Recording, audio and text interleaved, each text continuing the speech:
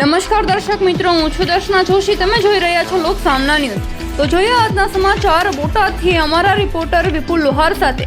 બોટાદ શહેરમાં એસટી બસના ડ્રાઈવર પર અને એસટી બસ પર હુમલો કરવામાં આવ્યો હતો. ભાંભણ રોડ પર હિફલી વિસ્તાર પાસે રિક્ષા ચાલકે લોખંડના પાઇપ વડે હુમલો કરતા ડ્રાઈવરને ઈજા થઈ હતી, જેને સારવાર માટે હોસ્પિટલમાં ખસેડવામાં આવ્યા છે. એસટી બસના ડ્રાઈવર હરેશભાઈ પાલજીભાઈ ચાંચિયા ઇંગોરાળાથી બોટાદ આવી રહ્યા હતા, ત્યારે બોટાદના ભાંભણ રોડ પર હિફલી વિસ્તારમાં પહોંચતા એક રિક્ષા ચાલકે રોંગ સાઈડમાં આવતા તેમની સાથે બોલાચાલી થઈ હતી. આ બોલાચાલી ઉગ્ર બનતા રિક્ષા ચાલકે હરેશભાઈ પર લોખંડના પાઇપ વડે હુમલો કર્યો હતો, જેના કારણે તેમને ઈજા થઈ હતી તેમજ એસટી બસના કાચ પણ તોડી નાખ્યા હતા.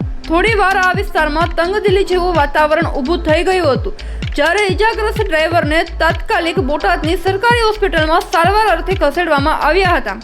ઘટનાની જાણ થતાં બોટાદ એસટી ડેપોના અધિકારીઓ દોડી આવ્યા હતા. આ ગંભીર ઘટનાને લઈ પોલીસ પણ ઘટના સ્થળે દોડી આવી હતી અને વધુ તપાસ હાથ ધરી છે. તો ફરી મળીશું એક નવા સમાચાર સાથે. ત્યાં સુધી જોતા રહો લોક સામના ન્યૂઝ.